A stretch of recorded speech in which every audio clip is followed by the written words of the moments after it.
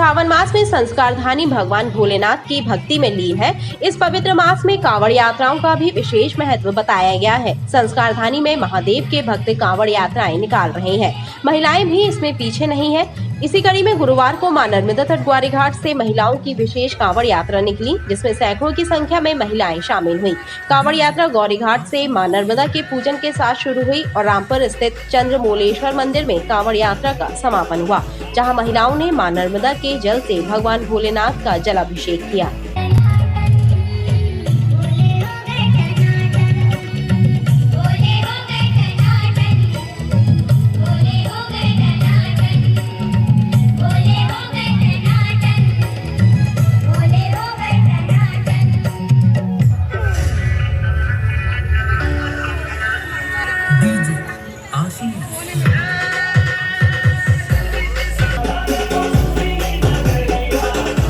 लगातार 15 वर्षों से महिला कांवड़ यात्रा का आयोजन होता जा रहा है। उसी के तारतम्य में हम सभी बहनें विशाल महिला कांवड़ यात्रा का आयोजन कर रहे हैं और ये हमारी यात्रा मां नर्मदा गौरी घाट से शुरू होकर चंद्रमौलेश्वर मंदिर तक जाएगी।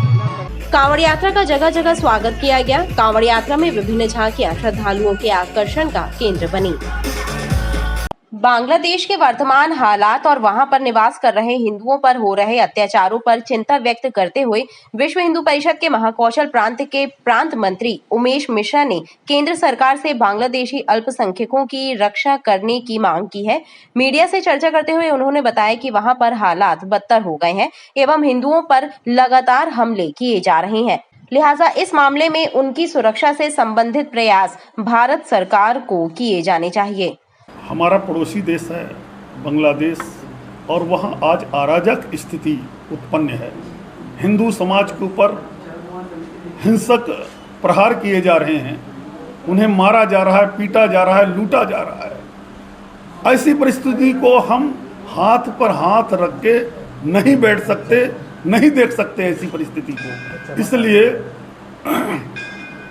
विश्व हिंदू परिषद यह भारत सरकार से भी निवेदन करता है कि त्वरित वहाँ हस्तक्षेप कर और हिंदुओं के प्रति जो आघात हो रहा है उस पर रोक लगाने का काम करें। विश्व हिंदू परिषद इस पत्रकार वार्ता के माध्यम से भारत सरकार और विश्व के मानवाधिकार के कार्यकर्ता सभी से यह मांग करते हैं कि बांग्लादेश में प्रत्येक हिंदू की जान सुरक्षित हो, उसके घर सुरक्षित हों, उसके मंदिर सुरक्षित हों। इसकी व्यवस्था भारत सरकार और विश्व के मानवाधिकार की रक्षा करने वाले लोग यह व्यवस्था करें। या किसी भी हालत में जैसे भी सब संभव हो यह सुरक्षित किया जाए और प्रत्येक हिंदू की वहां पर जान की रक्षा की जाए, जान माल की उसकी रक्षा की जाए। यह विश्व हिंदू परिषद की भारत सरकार से मांग है। वहीं बांग्लादेशियों की घुसपैठ पर भी रोक लगाने की मांग की गई है। रानी दुर्गावती विश्वविद्यालय में भारतीय ज्ञान परंपरा एवं राष्ट्रीय शिक्षा नीति के संदर्भ में भौतिक विज्ञान विषय पर आयोजित 2 दिवसीय कार्यशाला का समापन हुआ। इस कार्यशाला में देश के विभिन्न विश्वविद्यालयों के भौतिक विज्ञान के विशेषज्ञों ने हिस्सा लेकर छात्र छात्राओं को भारतीय ग्रंथों, वेदों और उपनिषदों में किस तरह से भौतिक शास्त्र समायोजित है, इस पर चर्चा हुई। 2 दिवसीय राष्ट्रीय संगोष्ठी रानी दुर्गावती विश्वविद्यालय द्वारा आयोजित की गई थी 7 और 8 अगस्त को। इसका विषय जो था भारतीय ज्ञान परंपरा एवं राष्ट्रीय शिक्षा नीति 2020 के संदर्भ में भौतिक विज्ञान विषय विशेषज्ञों द्वारा ये बताया गया कि भारतीय ज्ञान परंपरा क्या है, भारतीय ज्ञान परंपरा के मूल तत्व क्या हैं, मूल बिंदु क्या हैं और किस प्रकार से हम अपने विषय जो हमको भौतिक विज्ञान विषय दिया गया, आवंटित किया गया है, उस विषय में हम भारतीय ज्ञान परंपरा को किस प्रकार से प्रामाणिक रूप से लागू कर सकते हैं पाठ्यक्रमों में। स्नातक स्तर के राष्ट्रीय शिक्षा नीति के अनुसार जो पाठ्यक्रम निर्धारित किया गया है, अब उस पाठ्यक्रम में हम किस प्रकार से भारतीय ज्ञान परंपरा के तत्वों को, उसकी जो अवधारणाएं हैं, उसकी जो प्रामाणिक रूप से जो हमारी जो चीज़ें ज्ञात हैं, उनको हम किस प्रकार से उस पाठ्यक्रम में उन विषय वस्तुओं के साथ समाहित कर सकते हैं, उस पर चर्चा हो रही है। जैसे वेदों, उपनिषदों, भारतीय ग्रंथों में भौतिक शास्त्र किस प्रकार से समायोजित है, किस प्रकार से हम भौतिक शास्त्र के नियमों को वेदों में देख सकते हैं, ग्रंथों में देख सकते हैं। विविध प्रकार के जो पूर्वकालीन आविष्कारक हैं, जैसे अथर्वा ऋषि, भरद्वाज, जैमिनी, व्यास इत्यादि, तो उनके जो कार्य हैं वो आज और कल के डिस्कशन में हुए। साथ ही भौतिक विज्ञान के जो प्रस्तुत जो सिलेबस है उसमें कैसे ऐड हो सकता है, उस बारे में डिस्कशन आज था। कार्यशाला में आए विशेषज्ञों के द्वारा छात्रों की शंकाओं का समाधान किया गया। सीवर लाइन का चैम्बर लीक होने की वजह से सड़क पर गंदा पानी भर रहा है, जिसके कारण धनी की कुटिया आधारताल क्षेत्र के लोगों को बेहद परेशानी हो रही है। स्थानीय जनता का कहना है कि बारिश के मौसम में वैसे ही जल प्लावन के हालात बन रहे हैं, उस पर कुछ स्थानों में सीवर के चैम्बरों से निकलता गंदा पानी और कहीं कहीं पाइपलाइन में हुए लीकेज के बाद बहता पानी उनके लिए मुसीबत का सबब बन गया है। ये देखिए ना, क्या बोलते हैं, धनिक कुटिया मेन रोड में 4-5 जगह मेन रोड में गड्ढा हुआ है, पानी बह रहा है, चैम्बरों से पानी बह रहा है, आने जाने में दिक्कत हो रही, कई जगह तो एक्सीडेंट भी हो सकते हैं, यहाँ भरा हुआ है। तो अपनी ये स्मार्ट सिटी की हालत हो गई है। जो यहाँ पे सीवर लाइन का चैम्बर बना था, तो यहाँ पे पानी गिरने के कारण बहुत सारा इसमें पानी निकल रहा हैगा, पूरा गंदा पानी, सब पूजा पाठ भी करना पड़ता है और बच्चों को स्कूल भी छोड़ने जाना पड़ता है। यहाँ पे बहुत दिक्कतें हो जा रही हैं लेडीज़ों को। अब उसी से पूजा का भी पानी भरना पड़ता है, वहाँ पर उस पार जाना पड़ता है। और हमारी दुकान भी यहीं पे सामने अर्चना बुटीक के नाम से है, तो उसमें भी हम लोग बहुत दिक्कत आती है। इसके कारण से कस्टमर नहीं आ पा रहे हैं और त्यौहार भी चल रहे हैं, सीजन चल रहा हैगा, हम लोग बहुत परेशानी जा रही है इसके कारण से। क्षेत्र के रहवासियों ने सीवर लाइन के चैम्बरों और पाइपलाइन के लीकेज का सुधार कार्य कराने की मांग की है। साइबर ठग लोगों को अपने जाल में फंसाने के लिए नित नए तरीके अपना रहे हैं। कभी डिजिटल अरेस्ट, तो कभी हनी ट्रैप, तो कभी बैंक अधिकारी बनकर आम जनता के खातों से हजारों लाखों रुपए उड़ा रहे हैं। इसके साथ ही हाई प्रोफाइल शख्सियतों और अधिकारियों के फर्जी फेसबुक एवं व्हाट्सएप अकाउंट बनाकर उनके परिचितों से रुपयों की डिमांड करके साइबर फ्रॉड किया जा रहा है। ताजा मामला जबलपुर कलेक्टर दीपक सक्सेना का है, जिनका फर्जी व्हाट्सएप अकाउंट बनाकर उनके करीबी रिश्तेदारों एवं कलेक्ट्रेट के अधिकारियों को फर्नीचर बेचने और रुपयों के संबंध में मैसेज भेजे जा रहे हैं। जब इस फर्जी अकाउंट के बारे में कलेक्टर को जानकारी लगी तो उन्होंने तत्काल ही सभी को सतर्क किया और उस नंबर पर किसी भी प्रकार की लेन देन से बचने की सलाह दी। मेरे नाम से किसी ने फर्जी व्हाट्सएप का नंबर बना लिया है और उस मैसेज वो लोगों को मैसेज कर रहे हैं। मैसेज में वो कुछ नीड बता रहे हैं, कुछ फर्नीचर की बात कर रहे हैं, अलग अलग तरीके से लोगों से जो है वो पैसे ऐडने की बात कर रहे हैं। इसकी रिपोर्ट मैंने साइबर पुलिस में कर दी, एसपी साहब को बता भी दिया है, वो कार्रवाई भी कर रहे हैं। मेरे जितने परिचित लोग हैं मैंने सबको एक पर्सनल मैसेज भी सबको किया है कि आप थोड़ा सावधान रहें। चूँकि ये डिजिटल साइबर युग चल रहा है और बहुत सारी चीज़ें साइबर टेक्नोलॉजी के माध्यम से होती है, तो इसमें कोई भी जो बदमाश होता है वो किसी बड़े व्यक्ति का फोटो लगाकर या किसी जो सेलिब्रिटी है उसके फोटो का यूज कर और उनके दोस्तों को या उनके घर परिवार के रिश्तेदारों को भावनात्मक बातें करके उससे पैसे ऐंठने का प्रयास करता है और कहीं कहीं वो सफल भी हो जाता है। लेकिन कानून के हाथ लंबे होते हैं और अंततः इसी टेक्नोलॉजी के माध्यम से वो आरोपी कानून के शिकंजे में फंस जाता है और अंत में जाकर उसको जेल भी भेज दिया जाता है। कलेक्टर का फर्जी व्हाट्सएप अकाउंट जिस नंबर से बनाया है वो उज्बेकिस्तान का बताया जा रहा है। खास बात यह है कि हाल ही में कलेक्टर दीपक सक्सेना का सोशल मीडिया अकाउंट भी फर्जी बना लिया गया था, जिसकी शिकायत पुलिस को दी गई थी, जिसकी जांच चल रही है। कलेक्ट्रेट में किसान उत्पादक संगठन एवं संवर्धन योजना अंतर्गत जिला स्तरीय निगरानी समिति की बैठक आयोजित की गई, जिसमें जिले में पोषित योजना अंतर्गत संचालित सभी एफपीओ की वित्तीय स्थिति पर विस्तृत चर्चा की गई, जिसमें एफपीओ का टर्नओवर, लाभानी, शेयरधारकों की संख्या, सभी एफपीओ के आवश्यक लाइसेंस जैसे सीड, पेस्टिसाइड, फर्टिलाइजर, मंडी, जीएसटी जैसे मुद्दे शामिल थे। कलेक्टर द्वारा एफपीओ को निर्देशित किया गया कि वे बिजनेस मॉडल के आधार पर संचालित हों एवं अधिक पारदर्शी हों, साथ ही शासन पर उनकी निर्भरता कम से कम हो। उन्होंने कहा कि इसमें बिचौलियों की भूमिका ना हो और फसल की गुणवत्ता बढ़ाने पर काम किया जाए, जिससे एफपीओ एवं इनके सदस्य कृषकों को अधिक लाभ हो सके।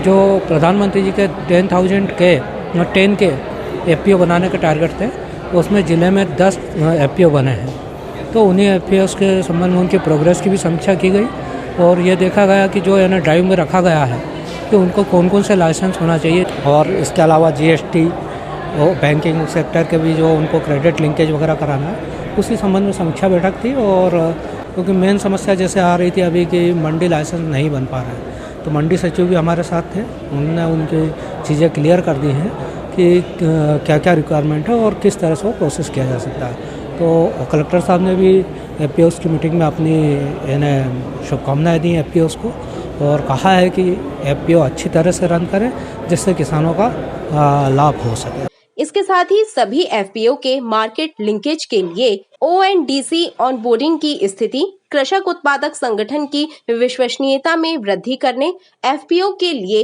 कैंप की तिथि निर्धारित करने जिसमें संचालक मंडल के सदस्यों को आवश्यक लाइसेंस और क्रेडिट लिंकेज पर मार्गदर्शन एवं उनका आवेदन सुनिश्चित करने जैसे बिंदुओं पर भी चर्चा की गई।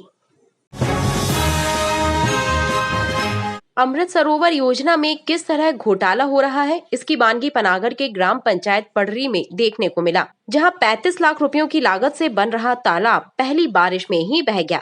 इस अमृत सरोवर को बनाने में अनियमितता हो रही है, ये शिकायत लगातार हो रही थी, लेकिन अधिकारियों ने ध्यान नहीं दिया, जिसके चलते ये नजारा देखने को मिल रहा है। खास बात यह है कि तालाब के निर्माण कार्य में 20 लाख रुपयों से ज्यादा का भुगतान हो चुका है। हालांकि उच्च अधिकारी अब बोल रहे हैं कि मामले की जांच जल्द कराई जाएगी। वहाँ पर जो अमृत सरोवर का काम अभी प्रगतिरत था, तो वो पूर्ण नहीं हुआ था, बट अभी जिस तरह तक वो कंप्लीट था, वहाँ पर उसका जो बंड है उसमें डैमेज हुआ है अभी वर्षा के टाइम में। इसमें ऐसा बताया जा रहा है कि प्रथमा दृष्टि कि बारिश से और जो आसपास से जो फ्लो हुआ है उसकी वजह से वहाँ पर वो डैमेज हुआ है। बट इसको वेरीफाई करने के लिए हमने ज़िले की स्तर से टीम गठित कर दी है और इसमें हमारी पीओ नरेगा और ईआरएस साहब हैं, वो विजिट करके वहाँ पर देख लेंगे और अगर गुणवत्ता विहीन कार्य की इसमें यदि ऐसी स्थिति उत्पन्न हो रही है तो उसमें नियमानुसार कार्रवाई कर लेंगे। योजना से जुड़े अधिकारी बता रहे हैं कि शिकायतें पहले से मिल रही थी, एक बार जाँच भी कराई जा चुकी है। बहरहाल देखना बाकी है कि मामले की जाँच कब तक शुरू हो पाती है, कहीं अन्य मामलों की तरह इसे भी रफा दफा ना कर दिया जाए।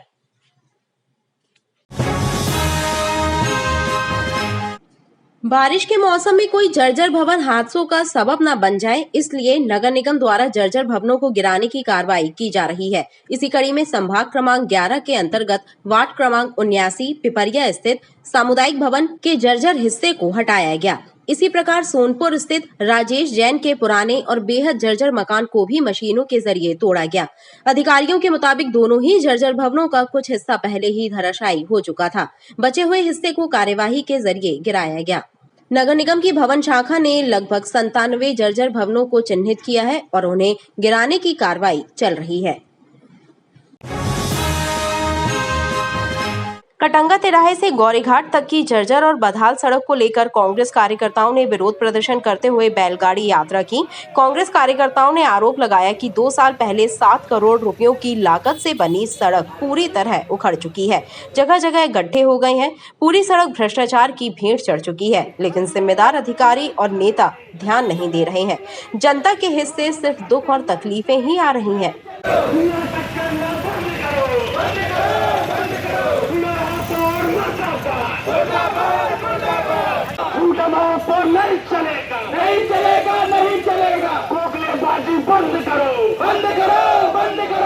महापौर और नगर सत्ता पूरी संलिप्त है भ्रष्टाचार में, उसका हर बार उदाहरण देखने को मिल रहा है। सबसे बड़ा उदाहरण ये धार्मिकता की बात करते हैं और जहां पर सबसे ज़्यादा धर्मावलंबी आते हैं, हजारों लोग दर्शन करने आते हैं, उस सड़क की हालत देखिए। ये 7 करोड़ की सड़क है, चलने लायक नहीं है। आज हम सभी, हमारे कांग्रेस साथी, हमारे सभी सम्मानीय पार्षद, हम लोग बैलगाड़ी से मां नर्मदा तट तक जा रहे हैं, गौरीघाट तक, और आप ये सांकेतिक प्रदर्शन है कि आज ये सड़क है, ये गांव की पगडंडी जैसे रूप में हो चुकी है 7 करोड़ की राशि की। लेकिन आप देखिए नगर निगम के अधिकारी, नगर सत्ता, महापौर जो बड़ी बड़ी बातें करते हैं कि हम हम 1500 करोड़ में महानगर बनाएंगे, बजट में बात करते हैं, वो भ्रष्टाचार करना चाहते हैं। इसका प्रमाण है ये सड़क, सिर्फ बड़ी बड़ी झूठी घोषणाएं, जनता के पैसे की बर्बादी।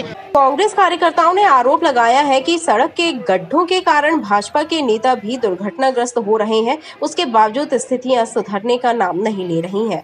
संयोग देखिए कि आज हमारा कांग्रेस पार्षद दल का यहाँ प्रदर्शन है और आज ही के दिन यहाँ पर एक यात्रा में आए थे, कांवड़ यात्रा में प्रदेश के लोक निर्माण मंत्री राकेश सिंह जी, जो इस विधानसभा के विधायक भी हैं, इनको प्रदेश की सड़कों की सुव्यवस्थित और अच्छी सड़कें बनाने की जिम्मेदारी है। खुद की विधानसभा की सड़क में आप देख लीजिए वो चलते हुए गिर रहे हैं, मतलब सड़क खराब है। इसका प्रमाण स्वयं उनके गिरने के बाद आम जनता देख रही है। कांग्रेस कार्यकर्ताओं ने मांग की है कि सड़क निर्माण कार्य में हुए भ्रष्टाचार की जांच कराई जाए, साथ ही जल्द सड़क को दुरुस्त कराया जाए।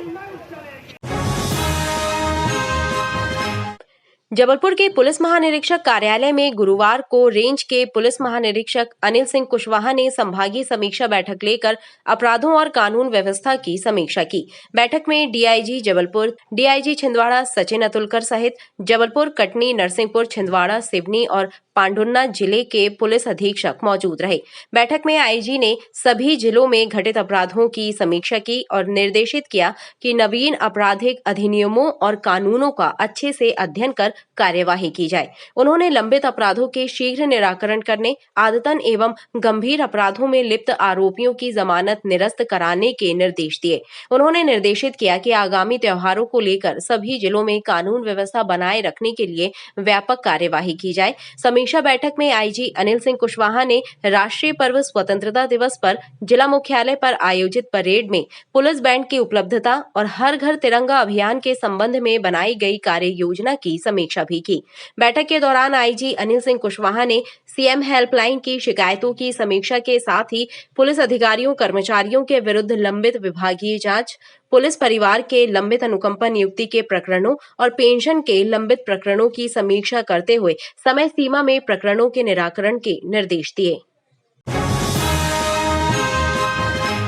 मंझगवा थाना अंतर्गत कुम्ही खुर्द गांव में मंगलवार की देर रात अनियंत्रित कार के बरगी नहर में गिर जाने की घटना में 2 युवक अंकित यादव और शकील शाह नहर के पानी में डूब गए थे। घटना के बाद दोनों की तलाश के लिए लगातार सर्चिंग अभियान चलाया जा रहा था। बुधवार की शाम जहां एसडीआरएफ और पुलिस की टीम ने नहर से अंकित यादव का शव बरामद कर लिया था, तो वहीं गुरुवार की सुबह शकील का शव भी घटना स्थल के पास पानी में उतराता मिला, जिसके बाद पुलिस ने गोताखोरों की मदद से शकील के शव को नहर से बाहर निकालकर पोस्टमार्टम के लिए भेज दिया है। थाना मझुआ में नहर में जो कार गिरी थी तो 2 लोग तो सबसे निकल गए थे, 2 लोग जो डूब गए थे उसमें एक व्यक्ति की लाश जो अंकित यादव थी उसकी कल मिल गई थी और एक व्यक्ति शकील शाह की लाश आज मिली है। दोनों का पोस्टमार्टम करा लिया गया है और इसमें वैधानिक कार्रवाई की जा रही है। पुलिस के मुताबिक पिछले 2 दिनों से अंकित और शकील की तलाश के लिए नहर में एसडीआरएफ और पुलिस की संयुक्त टीम का रेस्क्यू ऑपरेशन चल रहा था। नहर में पानी का बहाव तेज होने की वजह से सर्चिंग अभियान में दिक्कत आ रही थी, जिसके बाद नहर के गेटों को बंद कर पानी को रोका गया था। पुलिस ने शकील के शव को पोस्टमार्टम के लिए भेज दिया है और मामले में मर्ग कायम कर जांच की जा रही है।